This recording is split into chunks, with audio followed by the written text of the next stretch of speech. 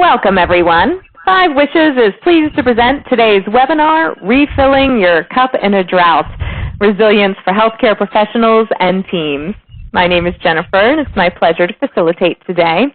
We are recording, and we did mute all participant lines. If you need help, please send us a message in the chat box. The presentation will last up to 60 minutes, and we do encourage you to ask your questions throughout the event. Please submit your question by typing it into the chat box in the lower left corner of your screen, and do be sure to click the send button. Do also take a look at the links box located above the chat area. Here are resources you may view, save, or print. Simply click on the link of your choice, and a separate window will open. This will not interfere with your viewing of the program. It's now my pleasure to introduce Paul Malley. Paul is the president of Aging with Dignity, a position he's held for 18 years.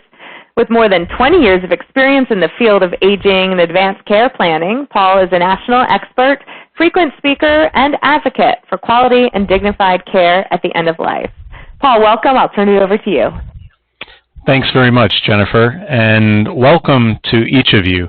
We're grateful you're joining us for this discussion.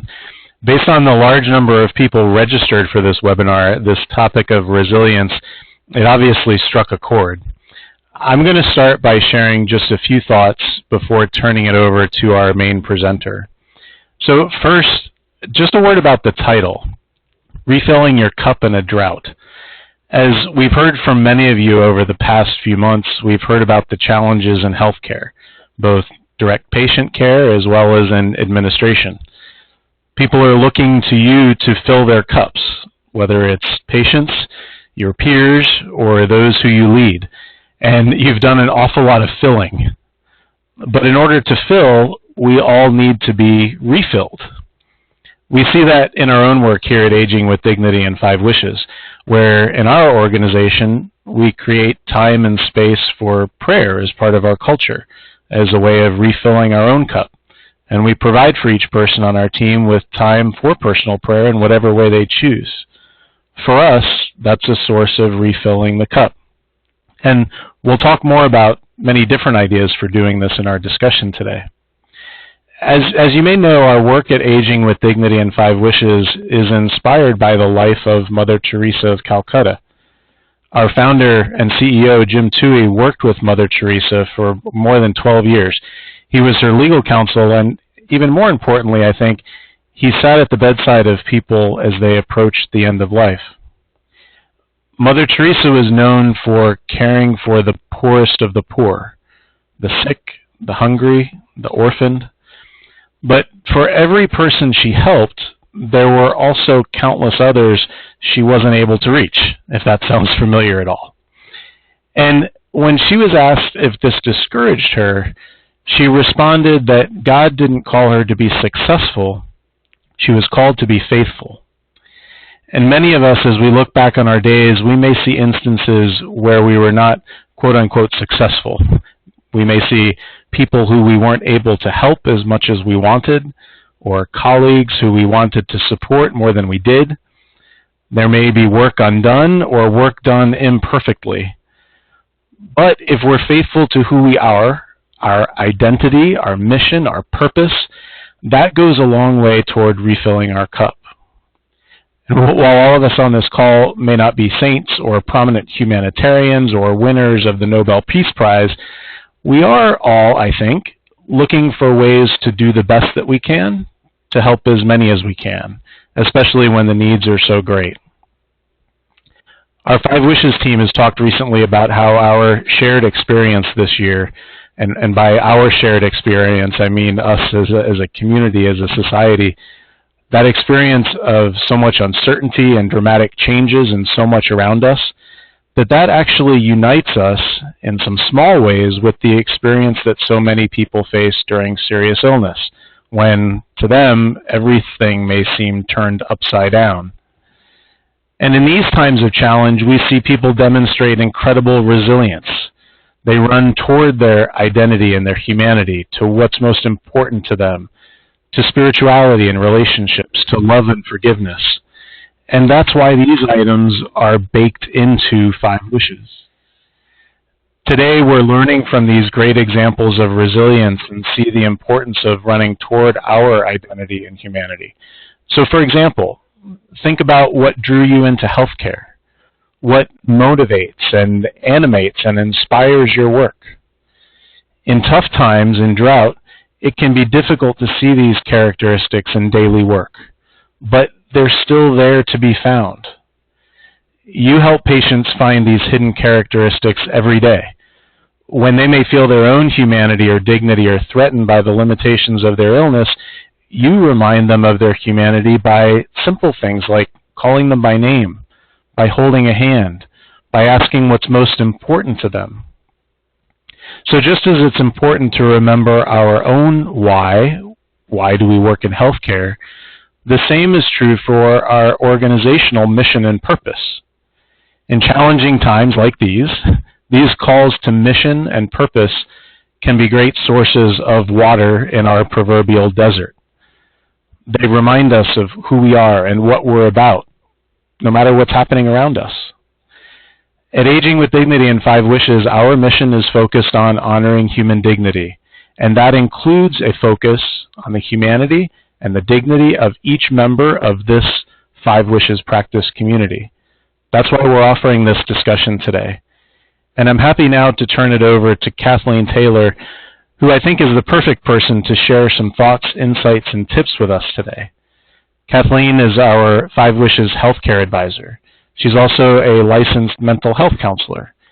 And she's served in healthcare for more than 2 decades, with experience both at patient bedsides as well as in executive leadership.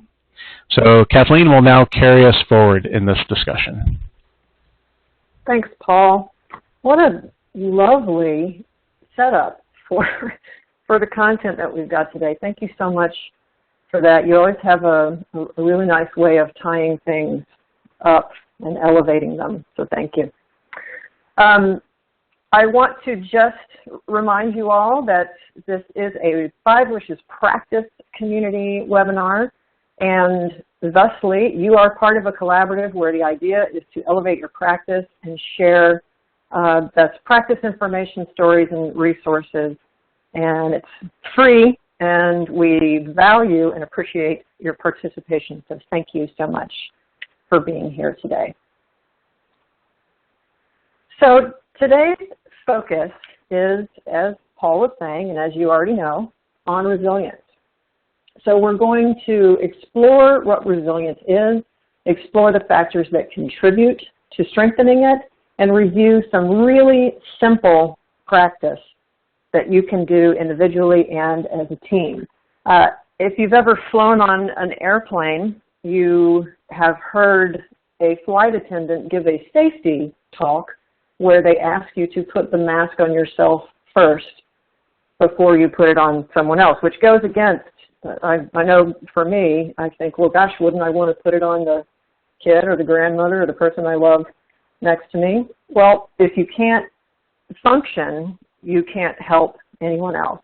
So that's kind of what Paul was talking about with our filling your cup, and that's a little bit what we're going to get into today with talking about resilience. I want to encourage you on your own time to peruse the links that are included that Jennifer talks about on the left-hand side.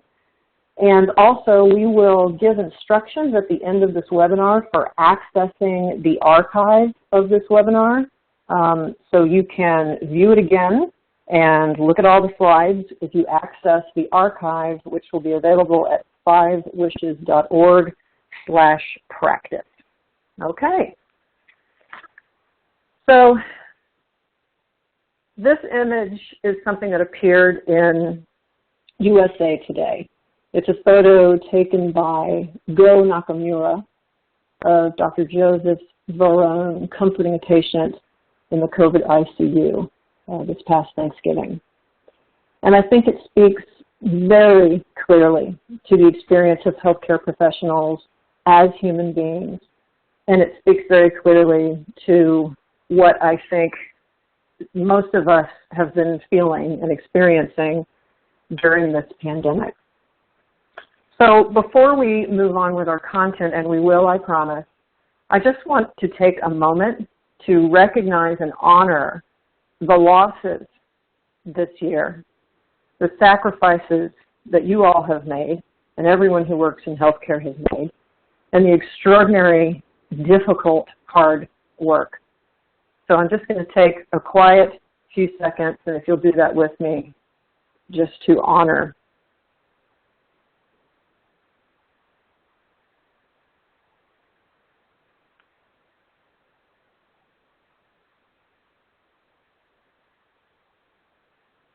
Thank you.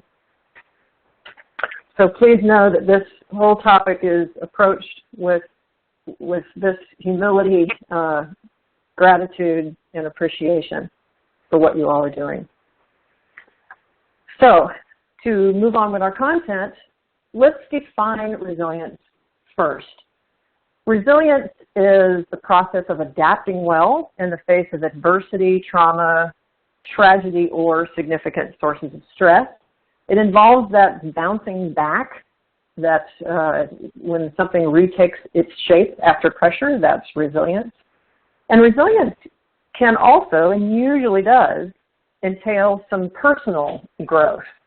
When people bounce back from adverse situations, there can be personal growth in that, especially if they've practiced their resilience. And resilience involves behaviors, thoughts, and actions. You have to be engaged in order to develop it. And resilience is both a process and an outcome. It's like a muscle. It's just like working out. The more you engage in practices to build your resilience, the more resilient you are. But it doesn't happen without doing the practice. So we're not going to get that bicep unless we do some of the practices. And I will assure you that the practices are super simple. You will recognize many of them. The issue with practices of resilience is not that the practices are difficult or that they're complicated or that they're foreign in any way. It's that we don't tend to do them regularly. I think a lot of human beings return to the practices they know are restorative after they've gone through a period of realizing they're not doing very well. So what I'm hoping today has us all ready to do is the practice of finding ways to pepper this into every single day. Resilience doesn't mean that people don't experience difficulties or feel stress or challenging emotions.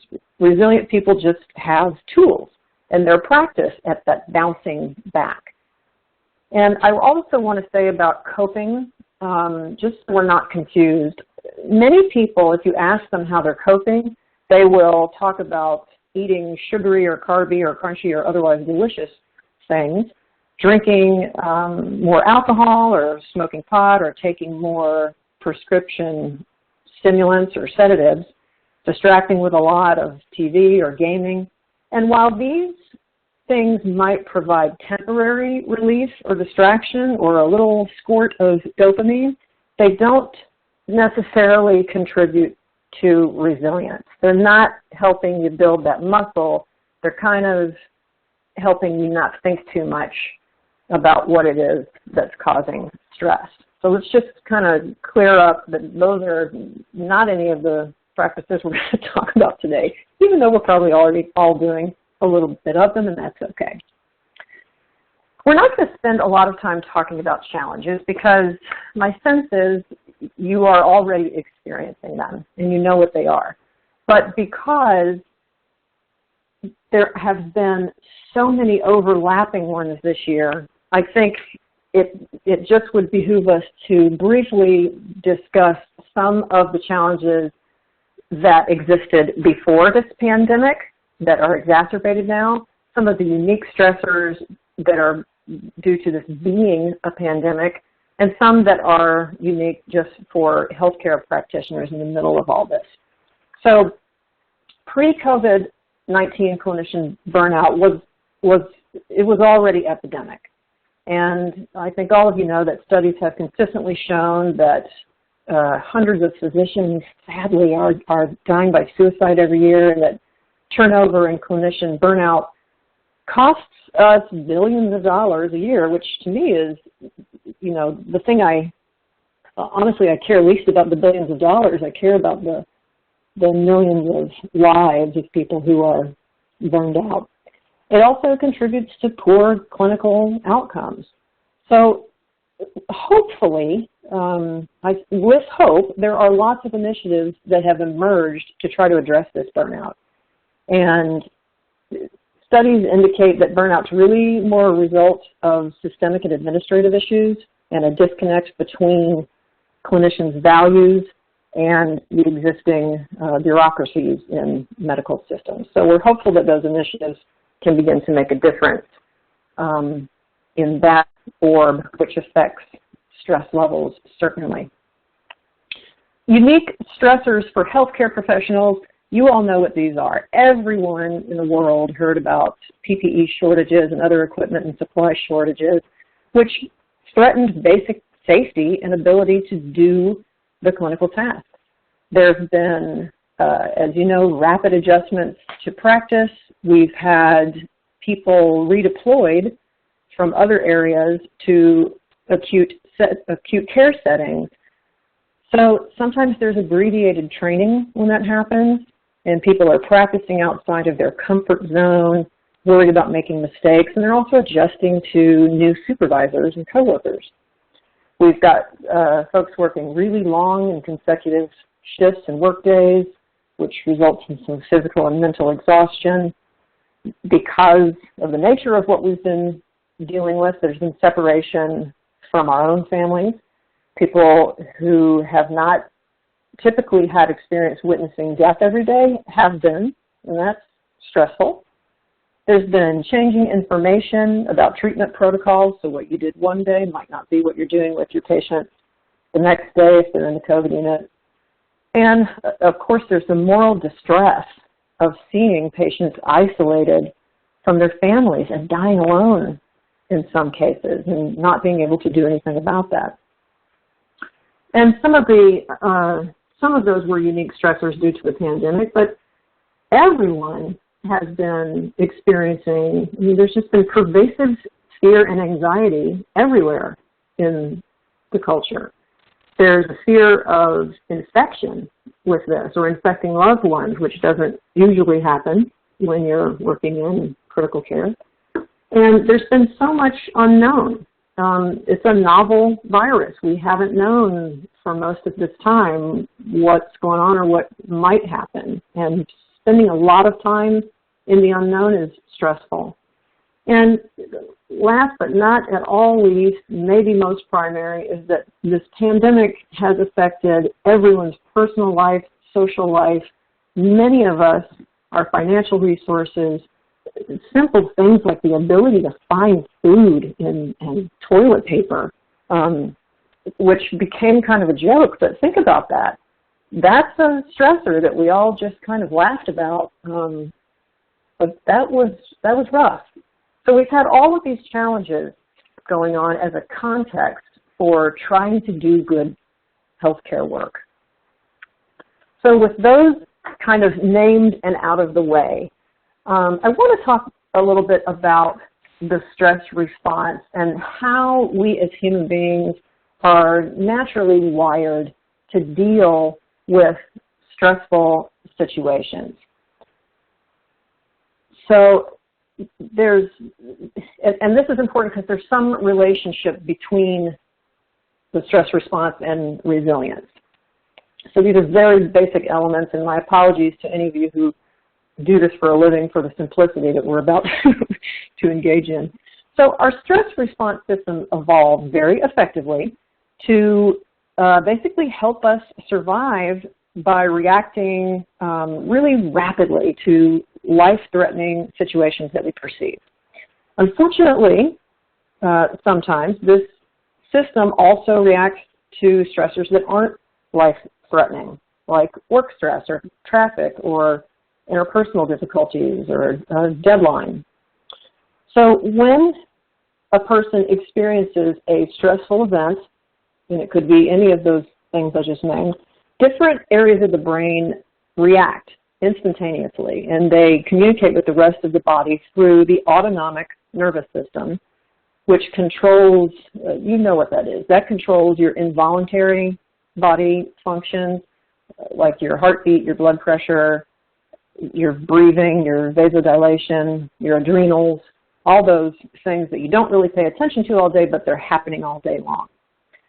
The autonomic nervous system has two components, branches. The sympathetic nervous system that's the go button. That's the fight or flight response. And the parasympathetic nervous system is the relax, rest, and digest, so that the part that calms the body back down. So one is the gas and one is the brake when it comes to stress. But lots of us really don't put the brakes on stress as much as the gas, because our system doesn't know this is not a tiger, this is a deadline. And chronic low-level stress keeps part of this stress response activated. And that's kind of like, keeping the blender on for way too long. And after a while, that will definitely have an effect on our bodies and our perceptions and our thoughts and feelings. So related to this is a concept called the window of tolerance, which was originally coined by Dr. Dan Siegel. When a person's in their window of tolerance, they're functioning well and they can effectively process what's going on around them. So they're able to reflect and make decisions calmly, and they don't feel necessarily overwhelmed, overstimulated, or withdrawn, numbed out. But during times of extreme stress or being triggered, as people say, people can experience periods of either hyper or hypo arousal. And you know what these feel like. Hyperarousal, which is that fight or flight response, is characterized by feelings of anxiety or panic and racing thoughts and hypervigilance. If it goes on for a long time, you can have intrusive thoughts and some other things. And then hypoarousal is just like it says. That's the freeze response.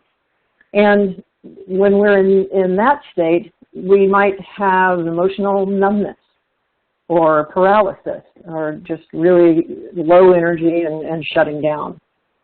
So in either of these states, people are less able to effectively process what's going on and what's coming in and how to respond and react to that. So for all of us, everyone's window of tolerance is different. Window of tolerance is different.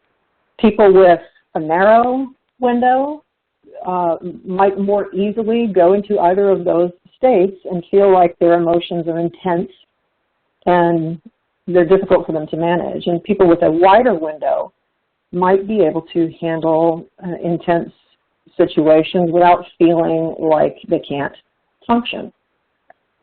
The window of tolerance can also be affected by the environment. So people are generally more able to stay within it when they feel safe. That's a big part of it, when they feel safe and when they feel present. And when we're dysregulated or outside that window, there are some techniques we can use to return to that window. And some of them are some of the practices we're going to talk about. And through some practices, you can help to widen your window of tolerance and increase your sense of calm ability to deal with stress in more adaptive ways. A good way to do this is with a good therapist, if you need that. And I've done that work on both sides. So we're going to do a lot of encouraging you today to access resources around you if needed. I just want to say that if you're in trouble in the moment, which happens to all of us sometimes in healthcare, if you witness something graphic or disturbing or frightening in the course of a day of patient care, and we know these things happen, or even if you're like me, sometimes you might find your heart pounding while you're trying to speak in a meeting every once in a while. You might look cool, but you feel that going on inside. There's some simple things that you can do to help stimulate the parasympathetic nervous system and return to that window of tolerance. So this graphic is from the Somatic Experiencing Trauma Institute. And I love this SCOPE acronym to remember some things you can do to get back in the window of tolerance. If you look on the right, those are some signals that you may be dysregulated. So accelerated heart rate and all the things you can read there. So if you're feeling those things, you can take these steps, slow down, connect to your body, orient, pendulate, which is noticing different states in your body of tension and ease, and then engaging or co-regulating with someone who can support you. So keep this in mind if your nervous system is so revved up that you're not thinking straight. You can also do something called box breathing, which is taught to first responders often. I just want to throw that in. I do that a lot. If you get that feeling of, oh gosh, my system has just kicked in, you imagine a four-sided box, and there's a little app where they actually have a ball that goes up one side of the box, across, down, and back. So you inhale for a count of 4 as you visualize one side of the box, moving up one side of the box. You hold your breath for a count of 4. You exhale to a count of 4. And then you breathe out the breath for a count of 4. So each breath and exhale corresponds to one side of the box. And this is a really simple, great thing to just have in your bag of tricks, because the breathing regulates your nervous system. The counting to 4 over and over requires your higher brain to kick in. The focused attention on the counting and the use of imagery, looking at the box in your mind, all require your higher brain to stay online. And when that's happening, you're able to better discern what's going on. You're pulling yourself out of those states of dysregulation. Okay, so you've got an emergency Band-Aid practice now in case of dysregulation. So let's talk about the ingredients of resilience. You can see them all here. Self-awareness is probably I'm going to say that's the most important one. They all work together, but that one is crucial. Self-awareness is having a clear perception of your personality and your strengths and weaknesses, how you think and respond. And having awareness of yourself gives you the ability to better understand other people. Self-care is meeting your own basic needs. That's going to be different for everyone, and it can look really different. It's just the ability, the things that you do that give you the ability to function effectively in the world and meet the challenges of life. So self-care is something we have to do, initiate, and maintain. It requires engagement. Internal locus of control, if you ever took psychology, they talked about that, is the feeling that you have choices in your actions and responses, that things aren't necessarily always happening to you, but there's something that you can do. It also involves actually making those choices. So sometimes people get confused with thinking of things they could do, but locus of control, internal locus of control also involves doing them and having a healthy sense of responsibility for the choices that you make. Present-centered mindfulness. Mindfulness gets confusing for people, but I think we can simplify it by just saying mindfulness is the opposite of mindlessness. That makes sense. So it's a state of open attention to the present. When you're mindful, you notice your thoughts and your feelings without judging them, and you're attentive to your experience.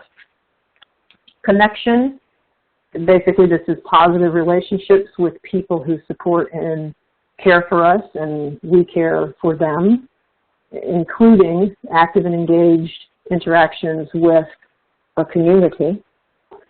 I have a friend who always says to me, people are better than no people, if either one of us has spent too much time alone. So connection is that. People are better than no people. Growth and gratitude mindset, that involves a realistic sense of optimism and the ability to see good and confidence that you can grow from challenging experiences. Meaning, this is personal meaning. Meaning is a personal construct. These are the stories that you tell yourself about challenging circumstances, or about your wake in the world, sense of your own life story, and perhaps that you are part of something greater, part of some kind of mission. Some of the most resilient people in the world have been through horrible tragedies.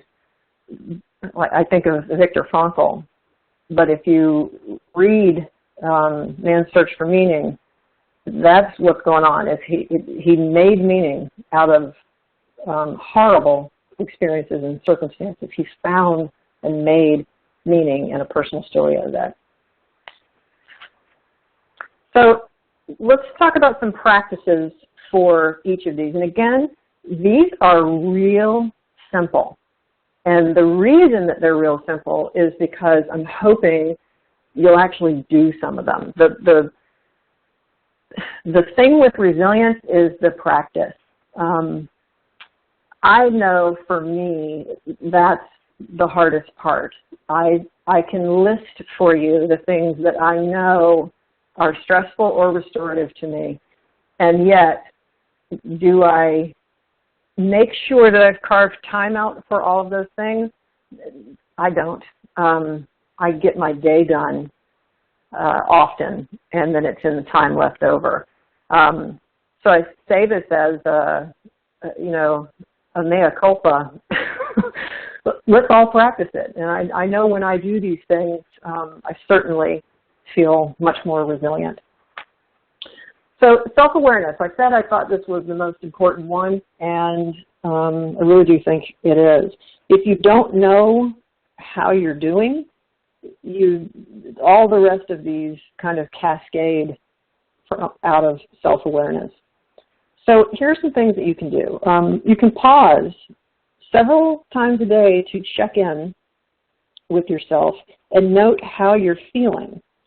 And this technique, believe it or not, it's a technique, can be preventative because you can identify when you need a break, and therapeutic because just the act of pausing can give your mind a little bit of space to process what's going on.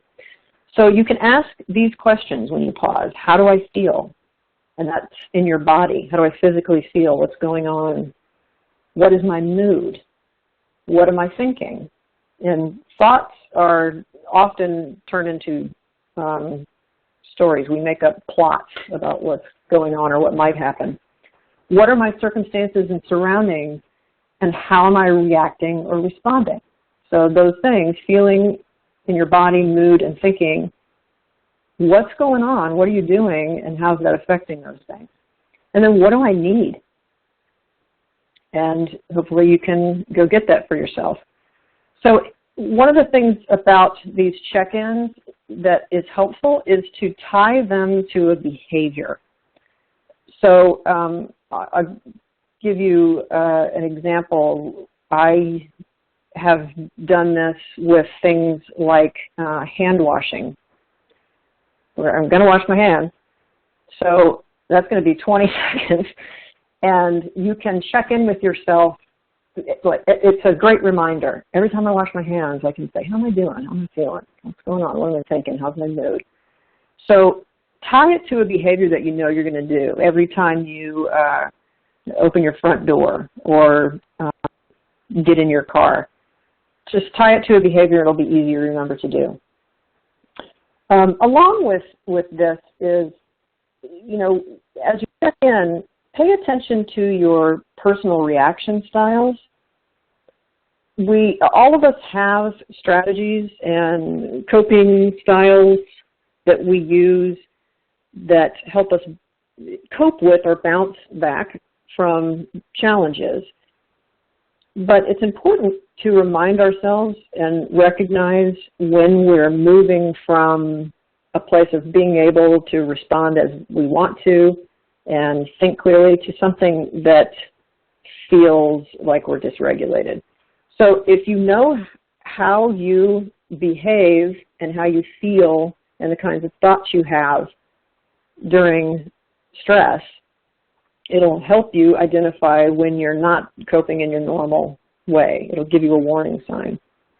So learn about how you react in a crisis. You can just list your most frequent responses, your physical, behavioral, and emotional reactions to stress, because you know what you do when you get into something. Healthcare professionals we are great at just pushing through it, but pay attention to what's going in your body. You may be able to do things, but what's going on in your body. And also pay attention to your personal triggers.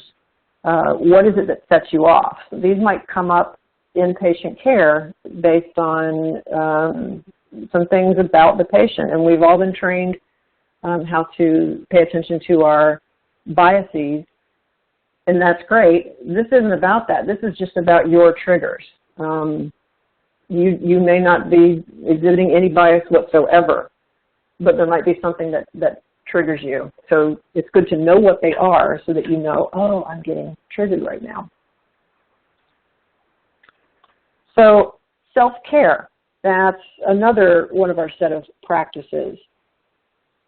During, with the challenges that we talked about with COVID-19, think about adapting your self-care strategies. The practices that you've always used might need some tweaking during a prolonged period of stress. So ask yourself if your strategies need to change and if what you're doing is not really working for you. So self-care it's meeting your basic needs: eat, drink, sleep, exercise, not becoming deprived and compromising your ability to function. So a big one is taking breaks, and I know the response to that is we're not allowed breaks, or I'm only allowed this much. But you can take the smallest of breaks whenever possible. Give yourself a rest from patient care with something that's mildly comforting or relaxing. If you can take a longer break, take a walk, listen to music, read a book, something that disengages you from patient care before you go back. Exercise your boundaries, which I prefer to just say no. That's a complete sentence. So if you've got boundaries, declare them and stick to them. You don't have to do everything. In fact, change the language from I have to do to I choose to do and see how that works. Practice self-expression in whatever way you do, or find a way. And that you don't have to do talk therapy. You can draw, you can sing, you can write. There's a lot of ways to engage in self-expression. I have sunlight and outdoors on here because this is absolutely true. There is something wonderfully restorative and self-caring about just going outside every day and breathing some fresh air and getting a little light on you. Internal locus of control, that's basically finding options and solutions, especially when emotions are high. So when you feel that there is stress going on, identify what you can affect and influence and change, and what you can. The things that you can't, they're outside of your scope of influence. Leave those, and then identify what you can affect. And be flexible and consider other options. If the thing you had hoped to achieve is not possible, or the choice you wanted to make is not, then consider what else you can do, or how else you can think or respond. And then choose your responses. Actively choose them. When we get into automatic responding, we're falling out of mindfulness and into some kind of unconsciousness. So choose what it is that you want to do or how you want to respond.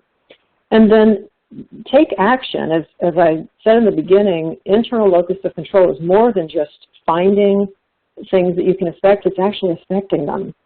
So do something. And you can do just one thing. It's just one thing. It's just this one dish right now, or whatever it is. Present-centered and mindfulness.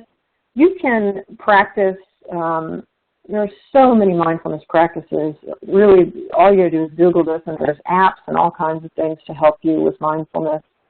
Breathing practices have been used forever and ever throughout time, because you always have your breath. You take it everywhere you go, and it's a great way to just sort of come back in and pay attention. Same with meditation.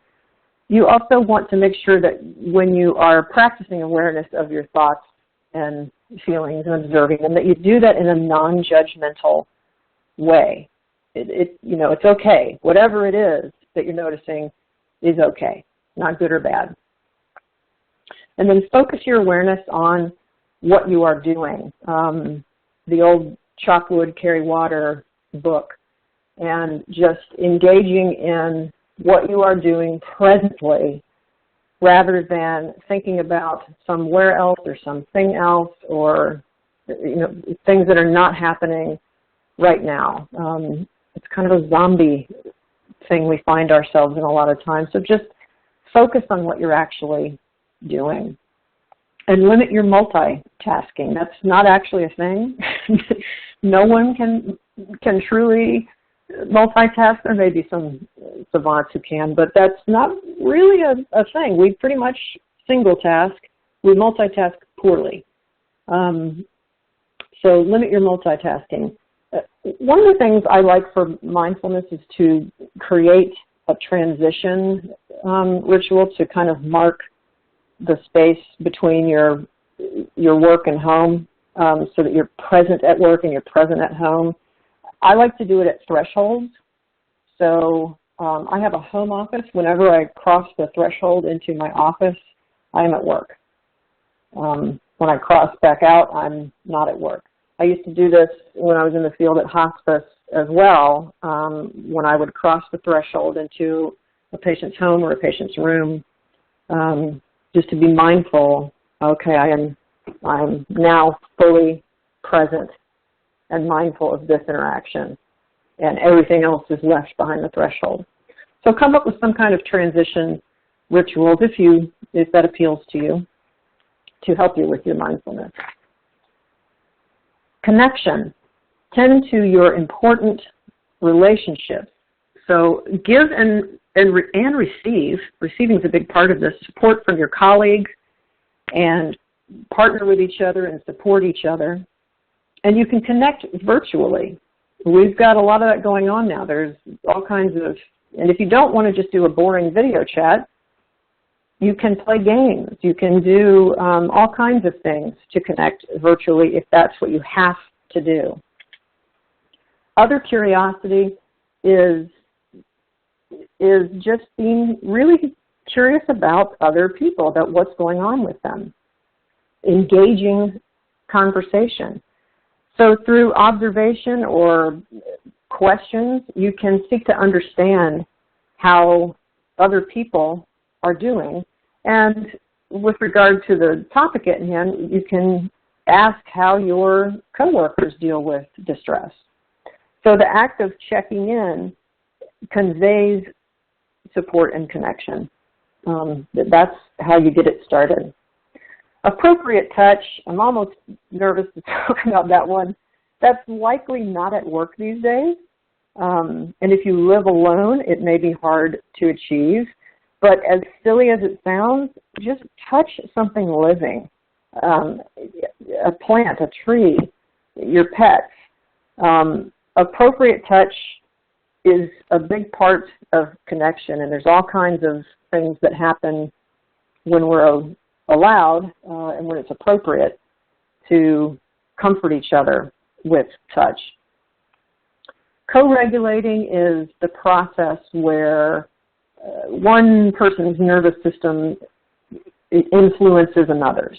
There's a feedback loop. So if one person is dysregulated and one is calm, they're going to, the calm person is going to help regulate the person who's not. So it helps the brain correct false alarms that get you out of the window of tolerance. So if you see someone who's nervous, you can respond to them calmly. If you are feeling nervous, you can seek out someone who seems grounded, and this can help you, help everybody come to a sense of responding better to what's going on. And just reach out when you feel disconnected. A lot of us just stay disconnected, but there's no shame in reaching out. And growth and gratitude mindset. Please understand that gratitude is a practice. I know it's a feeling, you can feel grateful, but gratitude is also a practice. The more you identify what you're grateful for, the more you find that you are grateful for. And, you know, Oprah has been talking about this forever. There are all kinds of apps. There's one called 3 Good Things. That's super simple. All you do is identify 3 good things that happened today and how you were involved in them. If you have a growth goal during a challenging time, break it into smaller tasks so you can set yourself up for success by finding something that's easy to do. Pay attention to your self-talk language. That's a big one. When the language is harsh or demanding, if you say things to yourself like, I need to do this, I need to do more of this or do less of this or do better with that, that sets up some automatic challenges in your motivation system. So, for example, rather than saying, I need to eat better, you could say, I want to nourish myself. It's the same thing, but much friendlier language, and you're more likely to grow from that. Rather than, I really need to get more sleep, I choose to rest today. And talk about why you have these goals. I want to eat better. I choose to nourish myself so that I can be healthy and accomplish the mission that I have in the world. And thank the parts of yourself that you struggle with. We've all got things that frustrate us about ourselves, but they're just trying to help you out. Everyone's doing the best they can. So thank those parts for what they help you with, and you may find the relationship changes with them. And lastly, but not leastly, is a sense of meaning. So identify your own origin story. How do you talk about yourself? How do you find meaning out of your difficult experiences? Not so much what happened to you, but what did you do with it? What did you learn and how did you heal? Refamiliarize yourself with your core values. Know what those are and know if you're acting out of them in your life and in your work and in your relationships. Spiritual practices, Paul had mentioned some of this, these can connect you to something greater. They may connect you to some form of social responsibility, but they are certainly, for many people, a core part of their sense of meaning.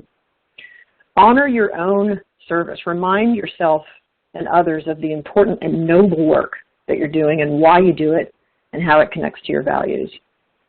And create personal rituals to mark your own milestones and growth or your transitions. And invite through those rituals a connection with something greater. that gives you an opportunity to reflect and receive inspiration. So those are all some practices every person can do, alone or with others. There are also some hallmarks of resilient teams that we want to cover. One of them, of course, as you would guess, is a sense of shared purpose. So while meaning is personal, purpose is a shared thing.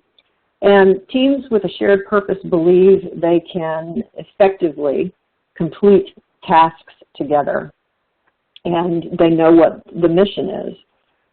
So what you can do to help foster a sense of shared purpose is celebrate your outcomes. Leaders, let the team know what the outcomes are. What are the goals and what did you get to? And celebrate them. And then look to the future and encourage growth. Where are we going from here? And then you have all hands on deck with a shared sense of purpose. Healthy relationships are really supportive relationships within the team and hopefully across the organization, so from your team to other teams and departments. So to foster that, build in some team time. If there are interpersonal issues within team members, make sure to mediate those early. Those have got to be figured out together in order for there to be healthy relationships on the team. Leveraged strengths. What I mean with that is that everyone on the team has some sense of others' strengths and that they are leveraged to help each other develop. So leveraged strengths, in our practice community, those look like sharing best practices. You can do that on the teams. Share best practices from different people's strengths and successes, and identify even what might have also worked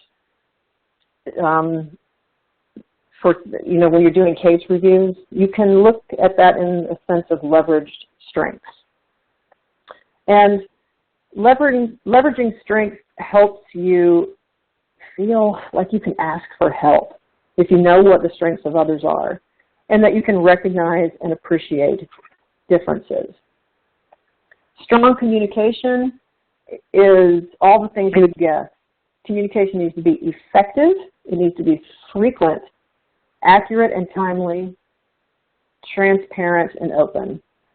So just make sure, especially during crisis and times of rapid change, that you have regular, maybe even daily or weekly messages going to the team. Some feedback and input mechanisms like town halls or suggestion boxes, and some kind of central access point for updated information because things are changing so rapidly, and updates and tools that become available. Healthy habits for a team is the sense of promoting the well-being of all team members in the team itself. So supervisors and leaders, we want you to pay attention to the well-being of team members and acknowledge any struggle, and be aware when people are feeling strained or overwhelmed. And then identify resources and options to support them. Create work schedules that ensure appropriate work hours with breaks, and model and emphasize the importance of self-care.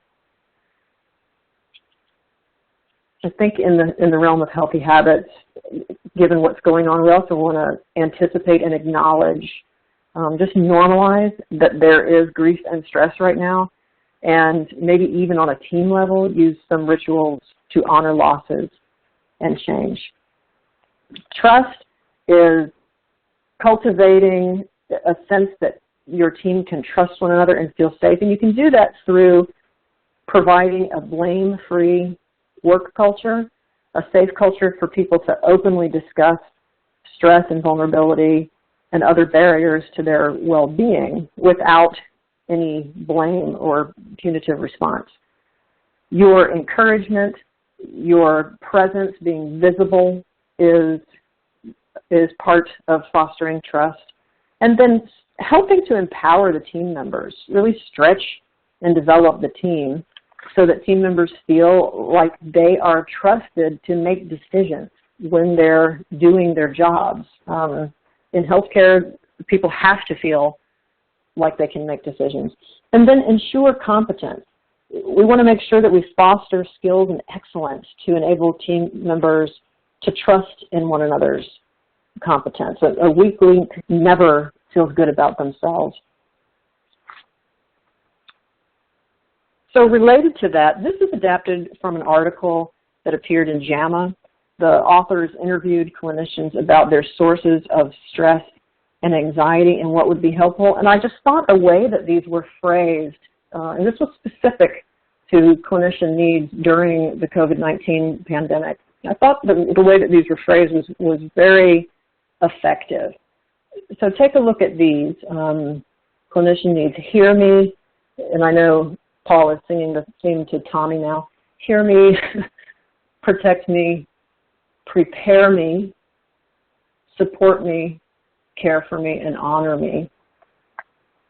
So take just a minute to look at some of those responses that address those needs.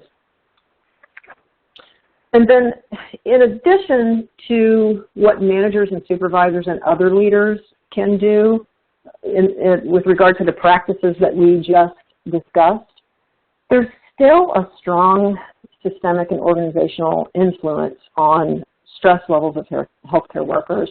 And as I said before, those are the elements that are most strongly tied to burnout. So there are some things organizations can undertake to help lessen stress and foster well-being, specifically during this pandemic. Training and education, equipment and PPE, policies, procedures, and resources, and not resources that you would necessarily expect, but we've got healthcare workers who may have limited personal resources, and they're suffering. So organizations that can help to provide childcare and transportation and other forms of support, I think, are really helping right now. And we've talked about resilience for healthcare professionals and resilience in teams. And I just want to close by saying, you know, let's don't forget about patients and families. I know you're not forgetting about patients and families. The 5 Wishes model for advanced care planning, I just want to say it does the things that we've covered today. It covers all of those domains of personal resilience. It gives people agency to communicate and have a feeling of control. They get to have connection with people through the conversations that are facilitated. It's self-care. So it covers a lot of those domains, and just want to put that in the back of your head as a reminder. So to close, what I would like to ask of you is if you have ideas for future webinars, we're looking at planning 2021 now, and the webinars that we will produce for the year and other resources. So if you have ideas of things you'd like to see for webinars or resources, please type those into the chat box in the lower left corner and be sure to click the send button. Whatever you type is only going to be visible to the presenters. Not everyone on this webinar is going to see what you write, so don't be shy about that. And we'd appreciate your input. And don't forget to send us your best practice stories at info@5wishes.org. And with that, thank you. I don't know if there are any quick questions that came up. Paul, did you see anything in particular? I'm trying to scroll through. Yeah, thanks, Kathleen, for the presentation. There were a couple of questions. One was about if there are any kind of simple tips on what to do if we don't have someone to reach out to, looking at the connectedness issue. If for whatever reason we don't have that person to talk through, any simple tips on what we should do in that instance.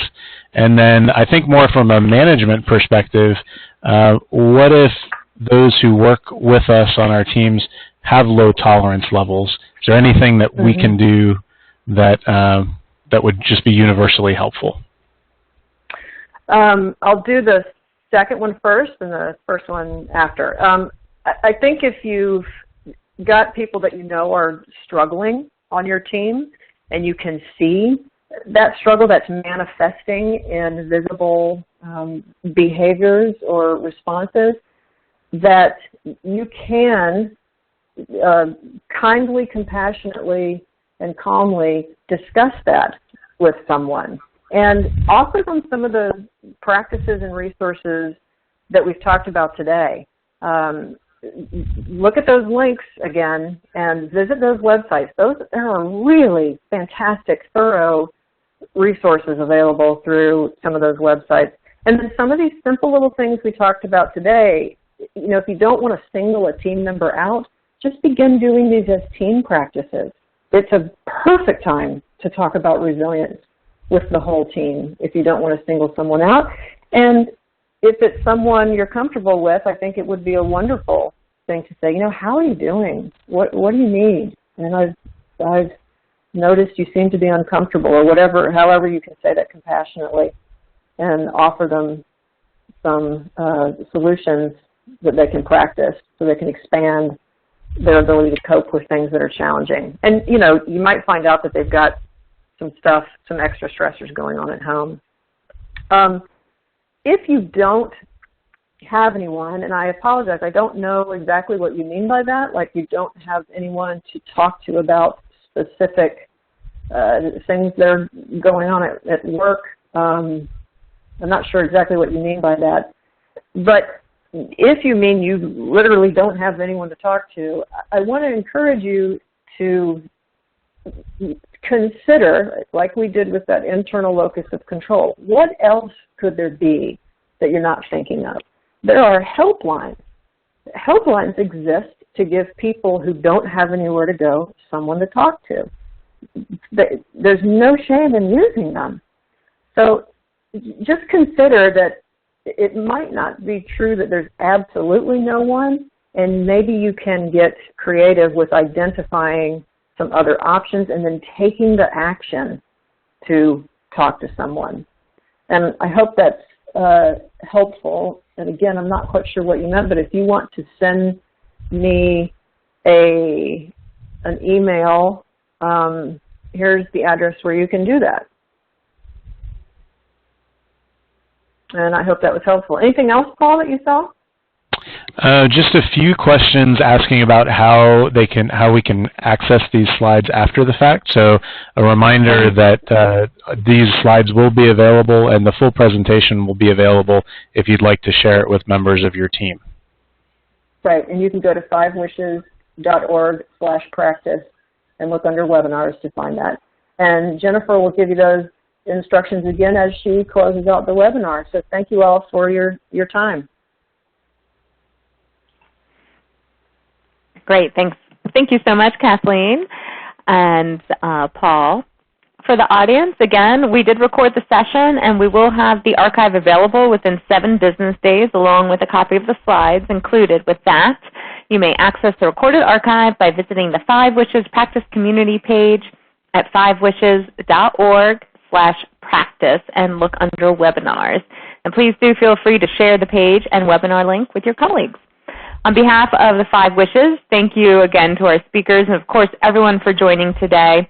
Have a wonderful day, and you may now disconnect.